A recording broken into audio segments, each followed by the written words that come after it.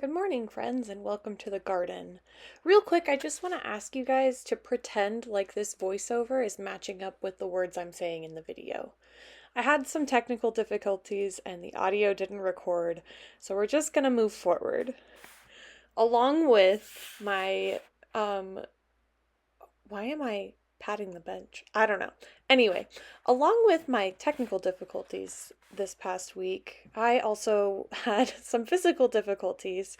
I was in a car accident and I broke my finger, I hurt my shoulder and my shin, and it has just been a difficult recovery.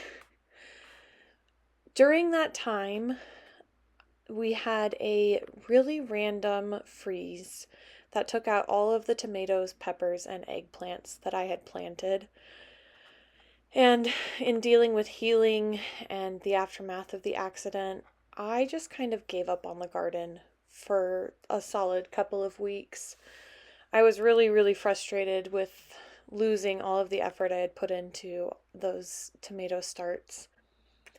But luckily, there are hardware stores and they sell plant starts. So I may have spent a little bit more money than I was expecting, but we will have tomatoes this year. I got just a couple of varieties, some Romas, some beefsteak, and some smaller paste-sized tomatoes. I'm hoping to be able to put up some pizza sauce because that's what we use the most. And if we have anything extra, then I'll make some salsa. I'm pretty bummed because I started 17 varieties of tomatoes and they were all colorful and multi-purposed, and I was going to have 3 rows of them. But unfortunately, mass-produced seed starts at the store are just not as fun. I didn't bother doing any amending to these plants before I planted them because I had just amended a couple weeks before to plant the original tomatoes. And so I figured those nutrients were still in the soil and I didn't want to overload it. You can actually burn your plants if you put too much of any nutrient in, and they'll struggle. Now, I'm still getting the hang of gardening after my injury, and the brace that I have to wear for my broken finger thankfully fits into my gloves, but I do forget to wear my gloves, and then I get dirt in my uh, splint. So, all I'm doing to plant these tomatoes is loosening the root ball. I'm removing the bottom branches, and because I have the gloves on, I'm just using the side of my little spade to kind of pinch those off. Usually I'd use my fingernails, but I gotta make sure that I'm keeping my fingers safe. Planting tomatoes deeply works really well with the way that they naturally grow because they'll grow more roots along the stems where you plant them underground and they'll be stronger in the long run. Now, this bunch was just a rainbow variety because I really wanted to get some colorful tomatoes. It has a lot of options, purple, white, green, red, um, and it could be any of those, but there were just 3 plants all in one. And I'm just going to divide those, plant it deeply, and hope that we get something colorful and not just another red tomato. I think having a white tomato would be really fun. I've never actually grown one that is white, and I think that could be really fun. So let's keep our fingers crossed that we get something interesting.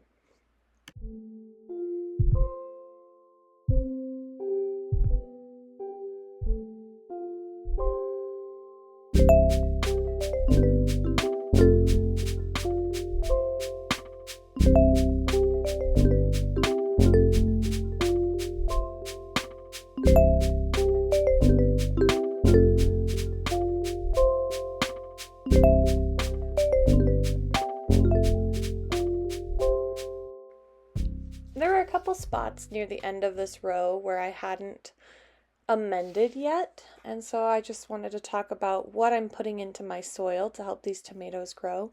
You can see there I'm just crumbling a little bit of Epsom salt in the very bottom. This helps with magnesium. Last year I had a really hard time with blossom end rot, which can be a magnesium absorption issue. And that could mean that there's not enough magnesium in your soil. And it also could be that you're watering inconsistently. So I'm fixing both things this year and hoping that I get the most out of my tomatoes.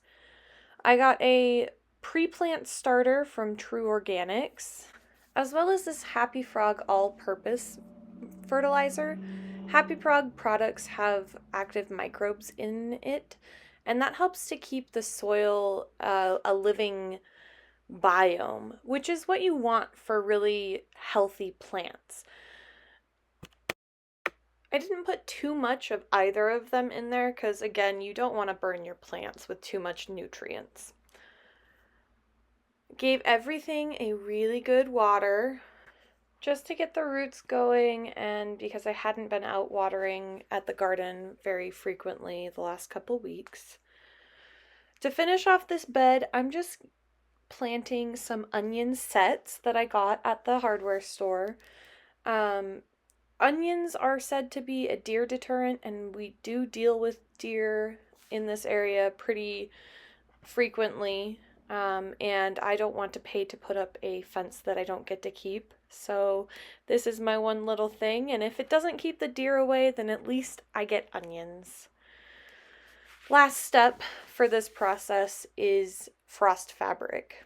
Now, we don't have any more frost predicted in the forecast, but I am going to play it safe with this very large monetary investment that I wasn't expecting to put into the garden. I just have these little low tunnels, and I'm draping the frost fabric across that and securing it down. And hopefully these tomatoes will survive. Thanks so much for watching, and I hope you stay curious.